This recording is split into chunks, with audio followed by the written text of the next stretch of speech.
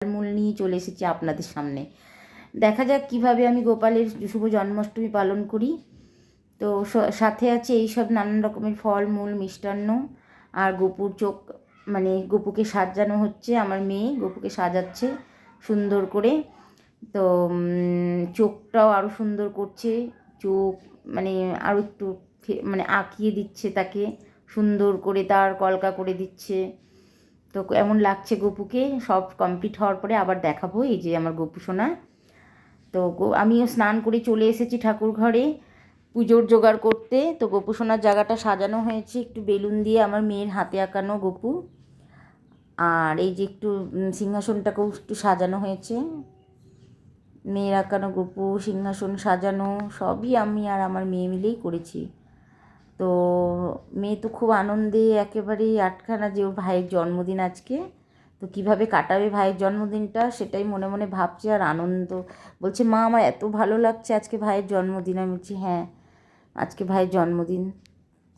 তো এই যে সিংহাসনটা আমি লাইটও জ্বালিয়ে দিয়েছি, দেখো কেমন লাগছে, আশা করি ভালো লাগছে দেখতে। তো সিংহাসন সাজানো কমপ্লিট। এবার একে একে সব তৈরি করে নেব। এবার আমি চলে এসেছি তাল ঘষতে। তো তালটা ঘষতে অনেক টাইম লাগে, যার জন্য সবার আগে আমি তালটা ভালো করে ছুলে নিয়ে আগে ঘষে নেব। এই তালের রস দিয়েই হবে তাল ক্ষীর, তাল বড়া। আর তাল ঘষতে গেলে তো হাতের অবস্থা 12টা বেজে যায়। মেয়ে আমার দিচ্ছে আলপনা, ভাইয়ের বসার জায়গাটাকে একটু সুন্দর করে আঁকিয়ে নিচ্ছে। ওর ভাইয়ের জন্মদিন, ও খুব খুশি। নিচেও একটু আঁকিয়ে নিচ্ছে ফুল। তো আমার মেয়ের আঁকানোটা কেমন হয়েছে একটু কমেন্টসে জানাবেন।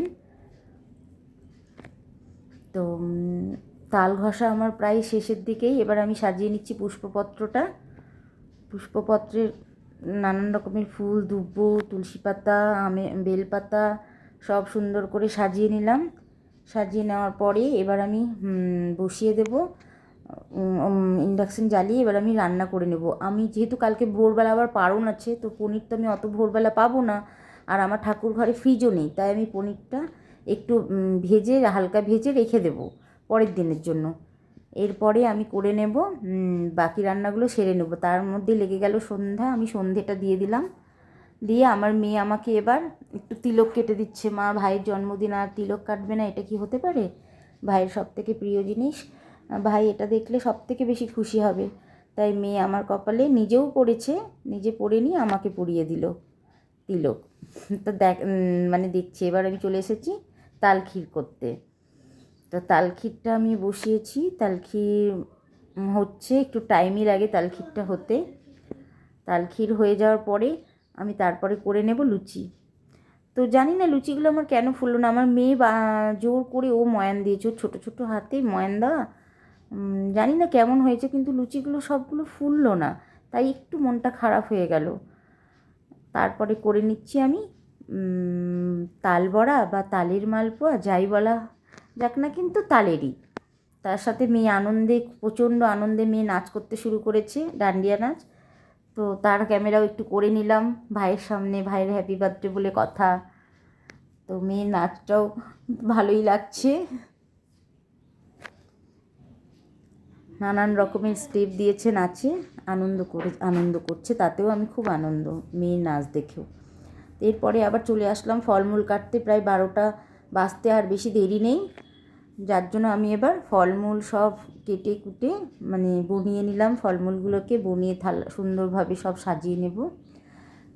সাজিয়ে রেখে একটু কিছুক্ষণ আগেই সাজিয়ে রাখবো, কারণ যদি 12টা বাজতে যদি আমি সময় না পাই, তার জন্য আমি ফলমূল সব বনিয়ে সব রেডি করে নিলাম। আবার নাচ করছে, বারবার করে আমি ওর নাচটাই ভিডিও করছি আর ভাইকে দেখাচ্ছি, ভাইকে দিচ্ছি। আচ্ছা যাই হোক, মেয়ে তো আনন্দে নাচ করছে, ওর নেচেই চলুক। তো এবার আমি চলে এসেছি, ফল বানানো হয়ে আসলো প্রায়। তারপরে আমি চলে আসব অভিষেক করার জন্য যা যা জিনিসগুলো লাগে সেইটা দিয়ে আমি অভিষেকের সব কিছু তৈরি করে নেব। তো আমার ফলের মধ্যে ছিল নানান রকমের ফল। এবার আমি চলে এসেছি পুরোপুরিভাবে রেডি হয়ে পুজোয় বসার জন্য। 12টা বাজতেই প্রায় চললো, হয় 2-4 মিনিট আর একটু বাকি আছে। বাজলেই আমি শুরু করব আমার গোপু সোনার অভিষেক আর সিঙ্গার। এই যে বেজে গেছে, আমিও বসে পড়েছি পুজোয়। মেয়েও আমার রেডি পুরোপুরিভাবে। ভাইয়ের জন্মদিন বলে কথা, তাই মেয়েও গোপী ড্রেস পরে রেডি। মেয়ে অনেকক্ষণ আগেই রেডি হয়ে গেছিলো। সঙ্গে জ্বালিয়ে দিচ্ছে একটু মোম। জন্মদিন মানেই একটু প্রদীপ, একটু মোম, একটু ঘিয়ের প্রদীপ। তো এবার গোপু সোনার অভিষেক হবে, তার জন্য গোপু সোনাকে পুরোপুরিভাবে প্রস্তুত করে নিলাম। অভিষেক করা হচ্ছে, সঙ্গে গোপু সোনা, রাধা মাধব আর বাবা লোকনাথও আছে। বাবা লোকনাথ আমার যেহেতু পিকচারে, তাই আমি এখানে দেখাতে পারছি না, আমি পরক্ষণে দেখাবো বাবা লোকনাথেরও অভিষেকটা। তো দুধ, দই, ঘি, মধু, গঙ্গা জল দিয়ে আমি এবার মেয়ে করছে অভিষেক। প্রায় হয়ে এলো অভিষেক করার পরেই। এবার গঙ্গা জল দিয়ে স্নান করিয়ে নিয়ে, অভিষেক করিয়ে নিয়ে সিঙ্গার করাবো।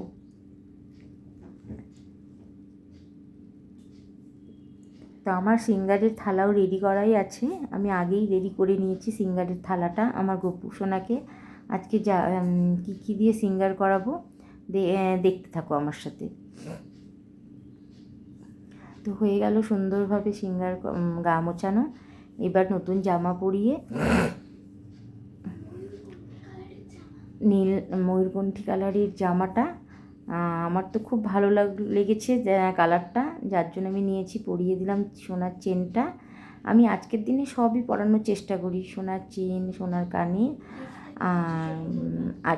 আজকে আমার মানে গোপু সোনার জন্য গিফট ছিল হলো হাতের যে বালাগুলো পরানো হয়েছে, সেই বালা দুটো আর নতুন ড্রেসটা গোপু সোনার উপহার হিসেবে। আর বাকিগুলো আমার মানে প্রতি বছরই একটা একটা করে আমি চেষ্টা করি কিছু না কিছু উপহার দেওয়ার গোপু সোনাকে। তো মোটামুটি সব কিছু হয়ে গেছে, আর হয়তো 2-1টা জিনিস বাকি আছে। রাধা গোবিন্দকেও অভিষেক করিয়ে, রাধা গোবিন্দকেও নতুন ড্রেস পরিয়ে সোনার চেন পরানো হয়ে গেছে। এবার বাবা লোকনাথেরটা হয়ে গেল। সব ঠাকুরকেই একটু তাদেরকেও সব একটু গয়না পরিয়ে দিলাম, পরিয়ে দিয়ে ময়ূর পঙ্খিটা পাশে রেখে দিলাম, ময়ূরের পালকটা, কারণ রাধা মাধব গোপালের খুব প্রিয় সেটা। পুজোয় বসে গেছি পুরোপুরিভাবে, পুজো শুরু হয়ে গেছে। তো আজকের গোপু সোনার হ্যাপি বার্থডেতে মেনু ছিল 7 রকমের ফল, লুচি, তালবড়া, দুধের ক্ষীর, তালের ক্ষীর, আমি আর মিষ্টি, মিষ্টান্ন এগুলো তো আছেই, দই। আমি খুব বেশি কিছু করে উঠতে পারিনি, আমি যতটুকু চেষ্টা করেছি, যতটুকু পেরেছি আমি ততটুকুই করে দিয়েছি গোপু সোনাকে। আবার পরের দিন আমার 6:30-6:49 মধ্যে আমার পারণ আছে। ওই সময়ের মধ্যে আমাকে ভোগ রান্না করে গোপু সোনাকে দিয়ে আমি পালন করবো, মানে সেই 49-এর মধ্যে। তো তার জন্য আমাকে পরের দিনও আবার খুব তাড়াতাড়ি উঠতে হবে।